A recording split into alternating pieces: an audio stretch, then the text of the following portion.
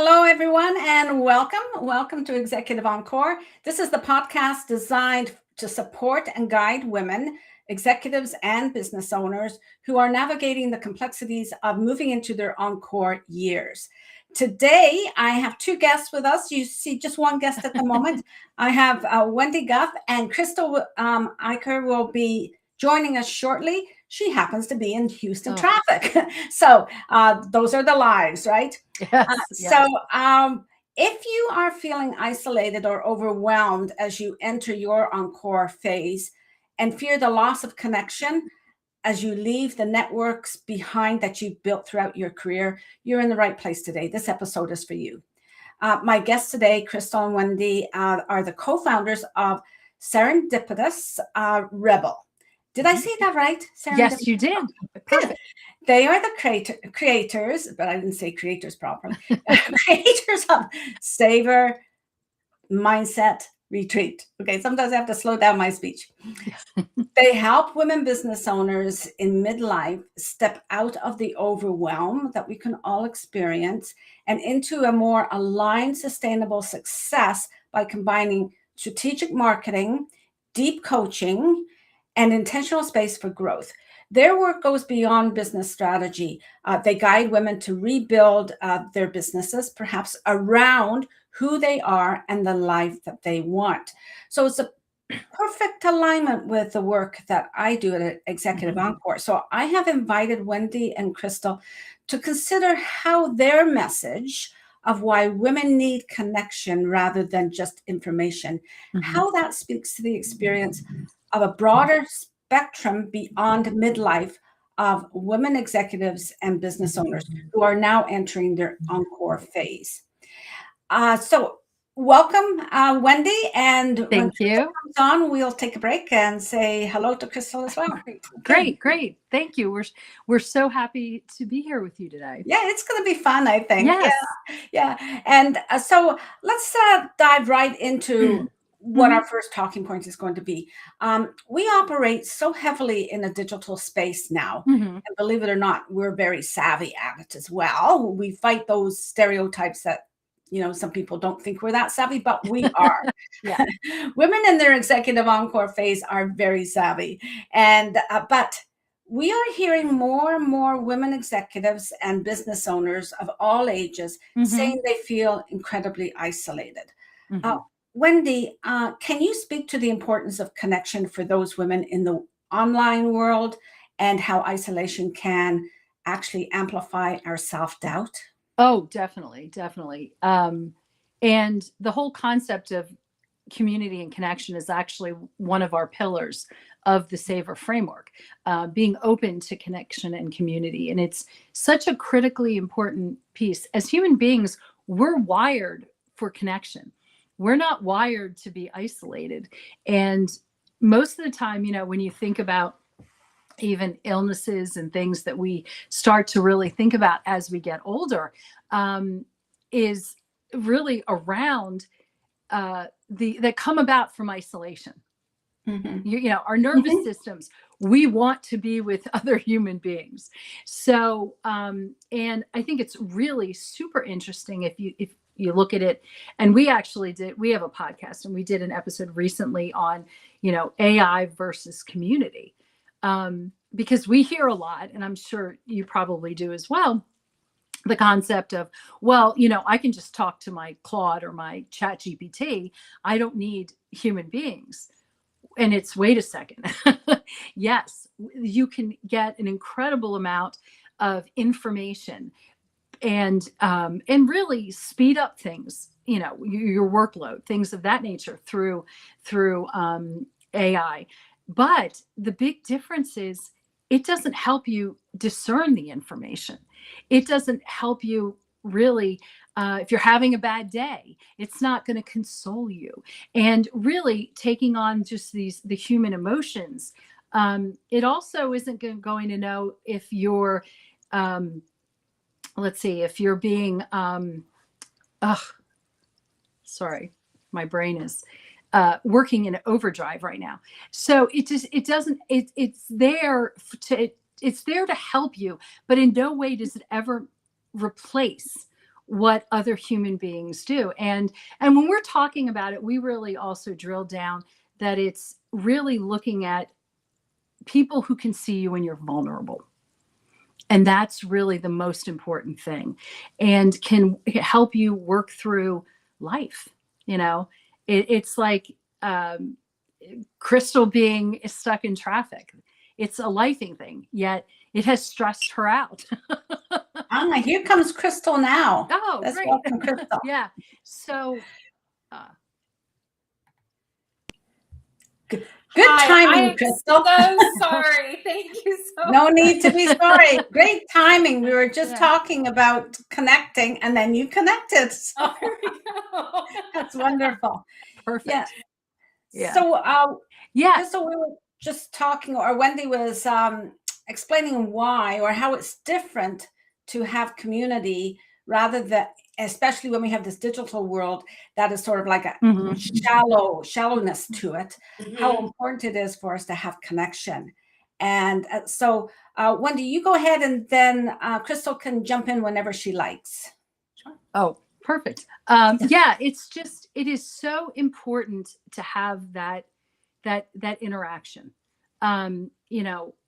We know how to use all the technology in the world and all of this AI and all of, we know how to use this, but it cannot replace human beings. It cannot replace what it means to sit down and just have a bitch fest or a coffee chat or whatever those things are. We had ours this morning. Yes. And I know I am super fortunate, super lucky. I have a business partner who I probably spend more time on Zoom with than I actually spend face-to-face with my husband. Yeah. And I think he's probably thrilled about it. I know he's thrilled about that.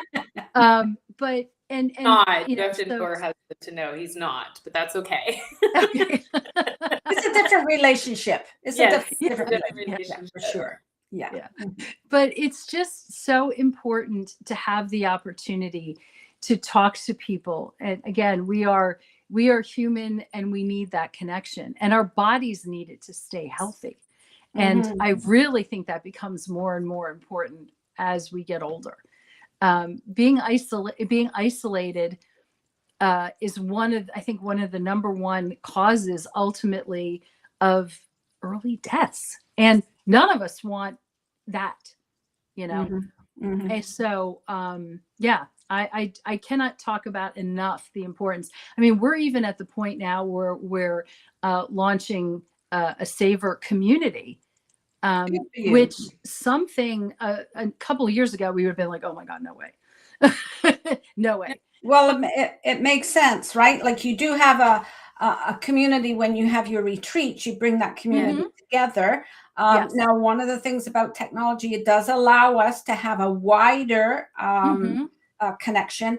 However, I think what you mentioned is so important, is that this worldwide community may not have the empathy for when we're vulnerable. Whereas when you design a community, you have community guidelines, how people behave with one another. Yes. And it is more or less, it's more meeting a particular need rather than the worldwide need. Okay. Yes. So I wanted to put that in before I ask Krista to carry on with what you would like to say about that. Well, I think the online world is set up to be so performative. Set up for vulnerability. I am much likely to share the pretty moments from my weekend where we took the top off the Bronco and we went and got ice cream with the kids, and we went and had this, beautiful, we enjoyed this beautiful weather on Sunday. That's the picture I'm going to share online. I'm not going to share my 13-year-old having a total meltdown about picking up her room, or the fact that my other daughter slammed her door and said, "You're the worst mom ever," when I asked her to go do something. And, or that the fact that the laundry's folded, but you can't see my couch right now. You don't see that version of me. You see the curated version behind me, right? And I think that there's a part of us that needs that Me Too moment connection. That's the connection piece. Me Too. I've been there too, without the judgment. And when you put your stuff online, it's really scary because you're worried, are people judging the way I look? Are they judging what I'm saying? Do you think I'm the worst mom too? Because maybe you're going to side with my kids. And now if you're looking at that from a business standpoint too, we all want to put on this curated feel that we've made it, and that's going to present our authority, right? Except that, again, you just lack that real connection of like, yeah, I've made it. Yeah, I have this profitable business, but I still struggle with the same issues of visibility and traffic. And I don't want to put makeup on and get on front of the camera either. And all of the things, right? And today I had a call from school. I had to go pick up my daughter from school real quick before I had to jump over here. We're juggling so many things. Have that safe space in a curated community where you have the shared bonds, the shared connections with people. That's what makes it so important. Yeah, I think that's really important. And, it does allow you to sort of release those masks that you do have, like on the worldwide network. And it's, you talked about performative, because I think we've noticed change in all our platforms. Like I've dropped a couple of platforms because Krystal, you said about Me Too. Like I'm experiencing that as well, or at least it elicits that from other people, right? But in a nice, intimate community, even though it might be digital, it might be women all over the world, right? But the other part of that is that I've noticed some of the platforms, it's all about me. Look at me. Look at what I've done. And that's what you mean about performative, right? And that's where it amplifies the self-doubt for all the rest who are not having the spotlight on themselves. Because not everybody wants the spotlight on themselves, but they see this and they automatically internalize it, right? There's something wrong with me if I can't put myself out like that, right? And that's unfortunate. So I did mention to Wendy in the introduction that your message about less information, like it's about connecting, not about information. And I asked Wendy to sort of relate it to women. Like I know you do a lot of work with midlife women, but what about the women who are on that? Well, we still think we're midlife because that's what it feels like to us. Yeah. We don't see it as being end of life. But when they are moving into their encore, like a whole lot of things come up regarding self-regard, depending on how they leave the workplace. It can be, or their business, or a transition in their business. We're seeing big transition in business now, small business, right? Because of what's going on in the world. So when we all come across transitions like that, it's more about giving us a community where we feel a little shaky, where we can empathize with one another. And like you say, yeah, I'm feeling that too. Like, how do we get past this, right? There's no judgment. It's, yeah, I feel like that too. So, could you add to that, like for, women who are entering their encore, where it might feel a little shaky, how a community, especially an online community that's curated for their age group, can be very beneficial? I think that as we are growing for women, our identity is very other focused, right? And then when we're in our career and things like that, if you can be in a safe space with who can reflect your gifts and your genius back to you, that is a beautiful opportunity that I don't think we otherwise see, that we otherwise get. I think that it's very easy to silo up, and we ask a lot of our guests on our podcast and in our group, what are the 5 hats you wear? What are the 5 priorities that you are having to maybe switch in and out of at any given day? I'll be honest, when Wendy asked me this question the very first time, I had a hard time identifying my hats. Like, Really? what are they? What are they? Who am I? And then also, who do I want to be, right? And what do I want to be that's not projected by what society wants me to be or what my husband thinks he wants, with his best of intentions. He keeps telling me I should go do this or go do that, right? Or what my parents maybe thought I needed to be way back, or what I needed to be successful in a workplace environment is not who I necessarily want to be. It's who I needed to be, right? Mhm. But as we're entering into those encore years and we're just kind of transitioning out of that, Wendy said something to me a couple weeks ago, and I keep thinking about it. Who you were in survival mode is not who you need to be to move forward in thrive mode. Mm-hmm. And I think that having that opportunity to be in a community that is safe, that is supportive, that is free of judgment, that can lean into you with curiosity and help ask these questions is a great way for you to feel out who it is that you actually want to be without the pressures of all the other external things that tell you what you should, or without the pressure of sometimes that's taken away because kids grow up and they don't need us to be a certain thing anymore.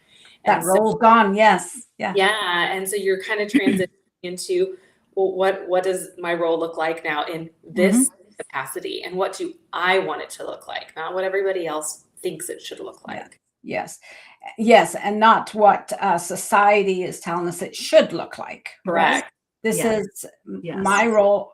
Like, I'm going to create a role now, and not necessarily a role, but I'm going to feed my soul with things that I want so that my life looks like this to me. Yes. Okay? May look different to other people. And going back to social media, it's supposed to be, everyone's supposed to look the same, right? They're all supposed to look like hype or whatever. Yeah. So yeah. I just love that. It's I love that we're talking about dropping the masks, but I'm also loving that you're talking about us curating a community that helps us to set new standards for ourselves and for our group, okay? Whether it's personal, professional, or in our encore lives. We need to focus more on the human behind who we are, or behind that particular group or whatever, what we're pursuing. Okay, so if we're looking at being a freelance consultant as we leave the corporation, or we want to open a new business, or we're going into volunteer work, because I always wanted to volunteer with a particular group, or it could be our own creativity and our recreational activities. Who's the human behind that? Right? And I think that's what you've brought to this conversation today, and I really thank you for that. Before we close, is there anything else you want to share? Because I have one last question for you, but if there's anything else you want to share, go ahead. Well, I was just going to tie into that really is savor. And it's stepping out of your comfort zone, aligning your passions and purpose, venturing under your own power, being open to connection and community, unwinding with self-care, and ritualizing your gratitude and celebration, which is a really important holistic look at ourselves and how we want to not only, how we want to feel and to appear to the world.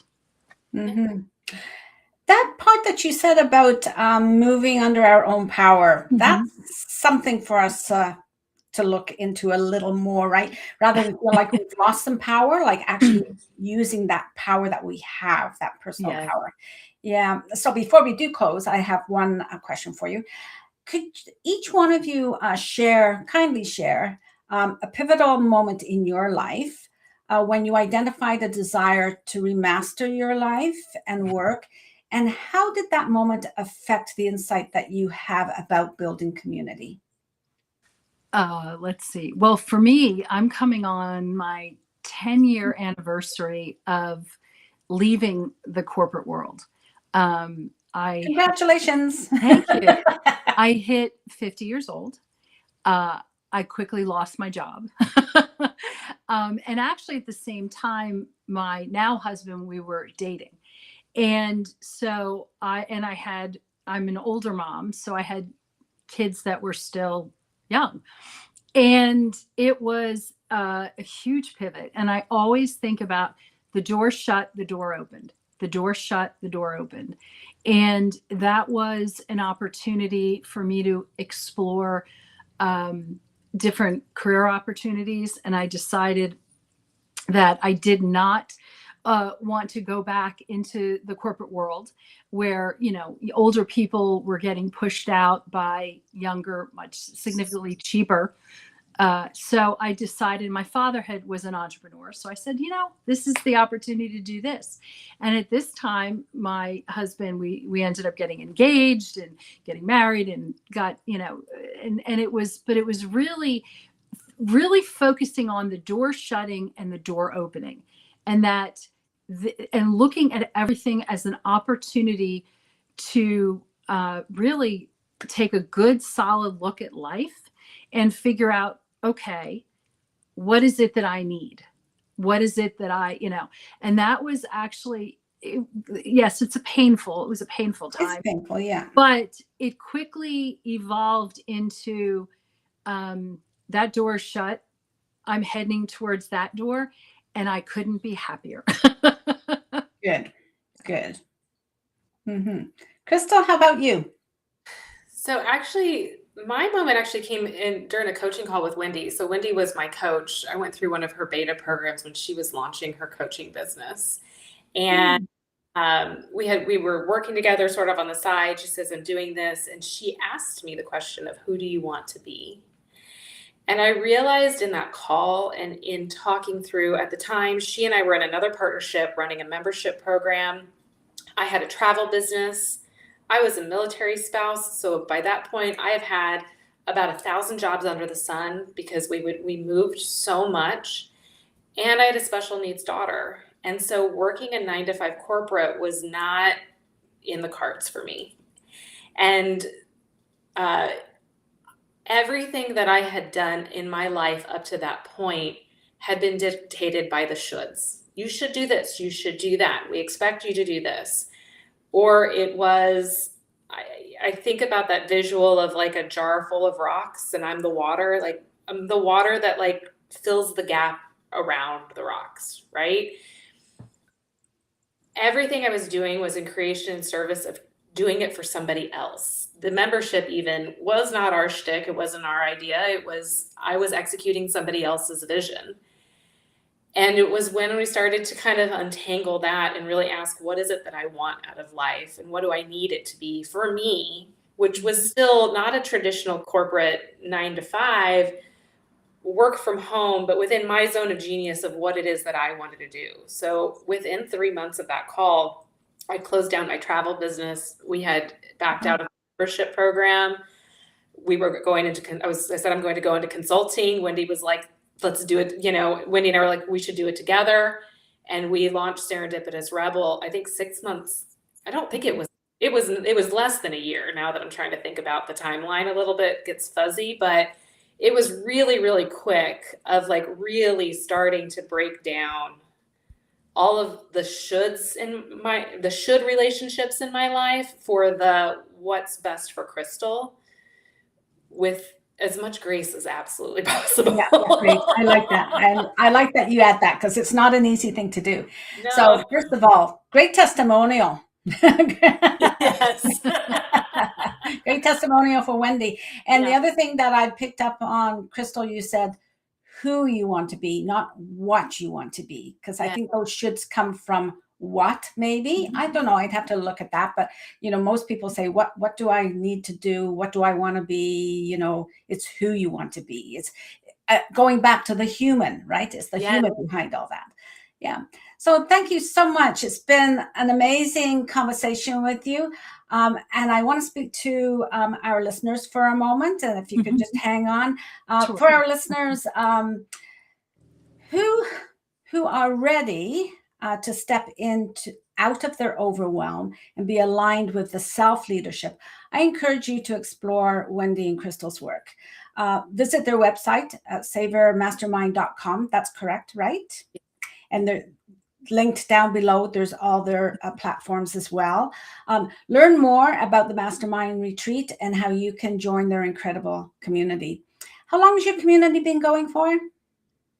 So our community actually just launched, our online community just launched a couple weeks, this week is actually the first Congratulations. launch. Thank you, online. But we've been working with our community of people for about 4 years now. Yeah. Online entrepreneurs. So we're just finally consolidating them online in one place. Yeah. Good solid background. Social platforms. Good. So to our listeners, again, thank you for tuning into Executive Encore. Remember, your Encore years are your opportunity to lead with excellence, authenticity, and connection. Remember that your post-corporate transition is a time to thrive on your own terms. If you're ready to build a network, first of all, there's Wendy's and Krystal's network, but also there's the Executive Encore network for women that I run. Both those programs would probably be really good to take a look at, right? All links will be in the show notes. We hope this conversation has inspired you to be intentional about the next steps in your Executive Encore, especially when it pertains to your community and how they can support you. Connect with Krystal and Wendy. Again, all links are in the ticker and in the show notes. Read the blog that will feature this conversation with Krystal and Wendy and add your comments to have your voice matter. You can find that on the link, patriciamuir.com/blog. For subscribers and members of Executive Encore for Women already, watch Krystal's and Wendy's feature and their special offer linked in the newsletter on Sunday, April 12th. Okay. If you're not already a subscriber, see the code up above, okay? And click on that code so that you can sign up. And when you subscribe to the newsletter, you will receive other VIP access as well to resources and offers by other podcasts and other guests. And exclusive to Executive Encore and members and subscribers only. So subscribe wherever you see us, on YouTube, on LinkedIn, and on your podcasts. And for more resources, join the conversation, visit me on my website at patriciamuir.com and follow me on LinkedIn. Remember, this is where your Executive Encore begins. This is where you start to live, work, and lead your life differently with self-trust, healthy boundaries, healthy mindset, and a great community. Until next time, take care of yourself, do what's best for you, and don't